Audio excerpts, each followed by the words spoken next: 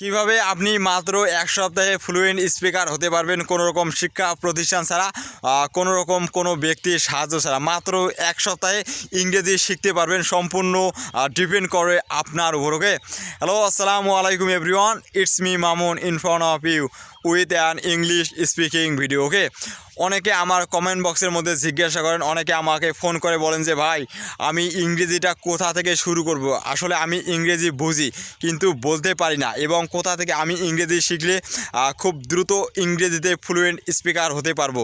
আজকে আমি সেই সব বিষয়ে আলোচনা করব এবং সবার প্রশ্নের উত্তর দেওয়ার চেষ্টা করব। ওকে, তো ভাই দেখেন, বাংলা যেরকম একটা ভাষা, বাংলা ভাষার মতো ইংরেজিও আমাদের সেরকম একটা ভাষা। এটা কঠিন ব্যাপার কিছু না। ওকে, তো আমরা যখন জন্ম হয়েছি, জন্মের পরে আমাদের মাতৃভাষাটা বাংলা, এবং আমরা আমাদের বাবার কাছ থেকে শুনে, মামার কাছ থেকে শুনে, দাদার কাছ থেকে শুনে আমরা বাংলা ভাষাটা শিখছি। এই বাংলা ভাষাটা শিখতে আমাদের সময় লেগেছে 4 থেকে 5 বছর সম্পূর্ণরূপে শিখতে হয়েছে আমাদের বাংলা ভাষাটা।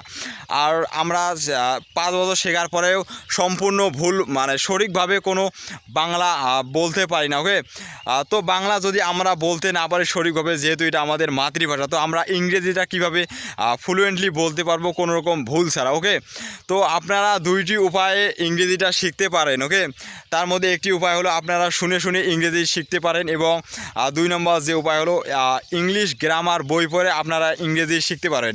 এটা সম্পূর্ণ ডিপেন্ড করে আপনার উপর, আপনি আসলে কোনটা করতে যাচ্ছেন। তো আপনারা যদি আমাকে বলেন যে আমি কীভাবে আসলে শুরু করছি, আসলে আমি শুরু করছি ইংলিশ গ্রামার বই দেখে এবং ইংলিশ স্পিকগুলো শুনে শুনে। যারা নেটিভ স্পিকার ছিল আমি তাদেরকে ফলো করতাম। I use to follow some native speaker on my Facebook page, on my YouTube channel. Okay, আমি দুইটি উপায়ে আসলে আমি ইংলিশ জার্নিটা শুরু করছিলাম। এবং আমি যখন বিগিনার ছিলাম, when I was beginner, that time I use to follow some tips. Okay, আমি ইংরেজিগুলো বেশি বেশি শুনতাম, শোনার পাশাপাশি আমি নিজের ভিডিওগুলো নিজের ক্যামেরার মধ্যে ধারণ করতাম।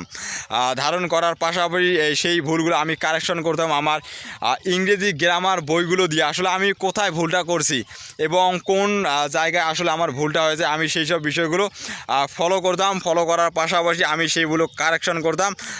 করার পর আমি আমার ক্যামেরার মধ্যে সেই ভিডিওগুলো ধারণ করতাম। করার পর আমি সেই ভিডিওগুলো কারেকশন করতাম আসলে। তো আপনারা যদি ইংরেজি শিখতে চান এবং আপনাদের যদি আগ্রহ থাকে, তাহলে আপনারা 1 নম্বর যেটা হলো সেটা হলো কি আপনারা ইংলিশ স্পিক শুনে শুনে ইংরেজি প্র্যাকটিস করতে পারেন।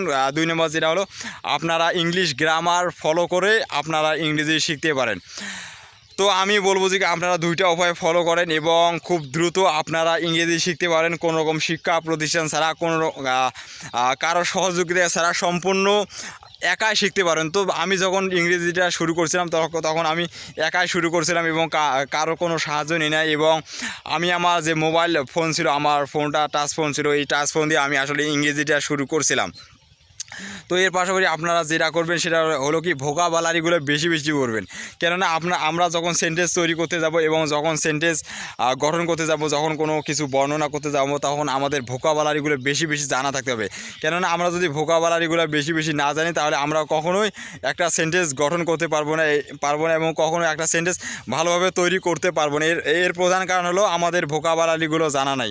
আর আমাদের যখন ভোকাবুলারিগুলো জানা হবে, তখন আমরা নিজেরাই সেন্টেন্সগুলো তৈরি করতে পারবো। ওকে, তো ভাই আপনারা যদি আমাকে এখন জিজ্ঞাসা করেন যে আসলে আমরা ইংলিশ গ্রামার কোন বিষয়গুলো ফলো করব, ওকে, তো আমি এখন এইসব বিষয়ে আলোচনা করব। তো দেখেন ভাই, ইংলিশ গ্রামার সম্পূর্ণ বিষয়গুলো আপনাদের পড়তে হবে না। তার মধ্যে যে মেন বিষয়গুলো হলো সেটা হলো কি মনে করেন যে মডাল ভার্ব, ভয়েস চেঞ্জ, তার পাশাপাশি টেন্স। ওকে, আপনারা যদি এইসব বিষয় ফলো করেন, তাহলে আপনারা অতি দ্রুত ইংরেজির মধ্যে ফ্লুয়েন্ট স্পিকার হতে পারবেন। ওকে, তো আমি ফার্স্ট অফ অল বলবো যে আপনারা টেন্সটা ভালোভাবে শিখেন। কেননা ইংলিশ 100%-এর মধ্যে আমাদের যদি টেন্সটা জানা থাকে, তো তাহলে আমরা অনর্গল ইংরেজি বলতে পারবো কারো সহযোগিতা ছাড়া। ওকে, তো টেন্স হলো ইংলিশ গ্রামারের প্রাণ। আমরা যখনই কোনো কিছু করি, আমরা সারাদিন যে কাজকর্ম করি, যেমন I am hard work in my field, এটা প্রেজেন্ট ইনডিফিনিট টেন্সের আন্ডারে পড়ে। And I will hard work, আমি কঠিন কাজ করবো, এটা মনে করছে পাস্ট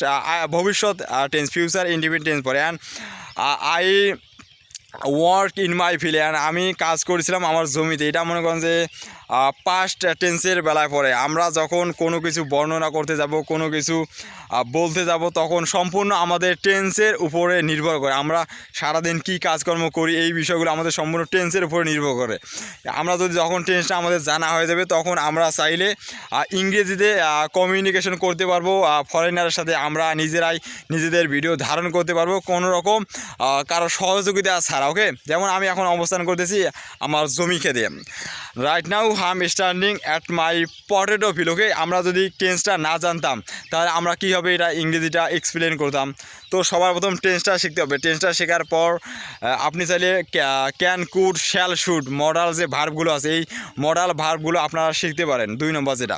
আর 3 নম্বর যেটা ফলো করবেন, আপনি ভয়েস চেঞ্জগুলো শিখবেন।